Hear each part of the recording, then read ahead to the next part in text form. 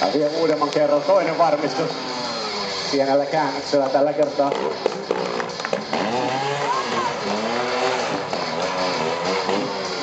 Etujarru näytti olevan kunnossa, eiköhän lämmitetä takarengassakin tässä. Kaikki paino takapyörälle mikä mahdollista. Joo, se on melkein tyhjä.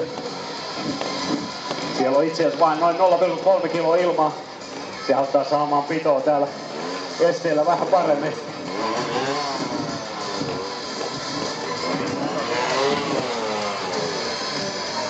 Ja näyttää, että pyörä on lämmitty. Ja trialissa kaiken ajan Ohan ei ole se vauhti, vaan tasapaino ja pyörän hallinta. Sillä meidän tämän urheilulajin tarkoituksena on ajaa erilaisten esteiden yli ja yrittää pitää jalat tapeella samaan aikaan. Sillä joka kerta kun jalka menee maahan, siitä tulee virhepisteitä. Mutta jaksot, millä me ajetaan, ne ei ole koskaan helppoja. Ja sen takia näissä pyörissä pitää olla hyvä kääntösäde. Sillä joskus meillä on vain muutama metri tilaa kääntää pyörä ympäri ennen seuraavaa estettä. Ja itse asiassa joskus edes normaali kääntösäde ei ihan riitä. Ja silloin meidän pitää hypyttää pyörää, mikä onnistuu toisilla paremmin, toisilla huonommin. Katsotaan miten se mulla onnistuu. Eli jos on tarve vaatii, mä voin siirrellä etupyörää puolelta toiselle tai takapyörää puolelta toiselle. Ja asetella tämä pyörä niin hyvin kuin mahdollista seuraavaa estettä varten. Ja tietenkin meidän pitää varmistaa, että jarrut toimii, eikö niin?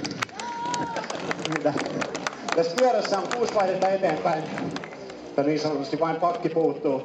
Siihen mäkin tarvin ramppeja. Mutta me saatiin perustekniikan hallintaa.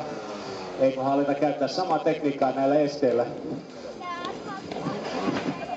Ja jätän tänne ensimmäiselle esteelle kääntää pyörä ympäri.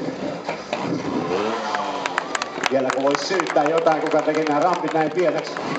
Mutta täytyy vissiin katsoa peiliin. Mennään tälle puolelle. Se on pieni ramppi. Toivottavasti se saa heittää mut ihan ylös saakka. Noin. Ja niin kuin sanottu, jos näette toi rengas näyttää aika tyhjältä. Mutta se auttaa vähän pitoon, kun se on löysempi. Ja mä näytin muutaman tiukan käännöksen tuossa tasamaalla. Katsotaan, jos mä pystyn samaan tässä täällä suhtat jyrkällä rampilla. No, kiitos. Otetaan vauhtia vähän tänne tuntumaan korkeammalle rampille. Pitoa tuntuu olevan tänään. Eiköhän ajeta tuonne 4 metrin korkeuteen. Ihan ylös saakka tänne Matchbox tasan teille. Itse tasanne on tosi pieni. Joten huutakaa mulle, jos sattuu pyörä menee reunalle, ettei vaan käy mitään vahinkoa. Ei oikein kuulu mitään. Ilmeisesti siellä on hyvin tilaa. Mutta itse asiassa tää ylöstulo oli aika hankala. Joten alastulon kanssa olla vielä tarkempana.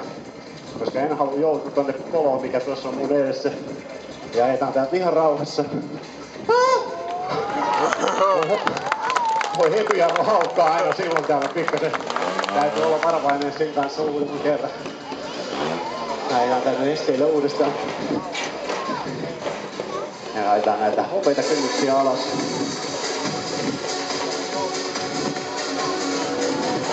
Seuraavalle. Ihan alassa.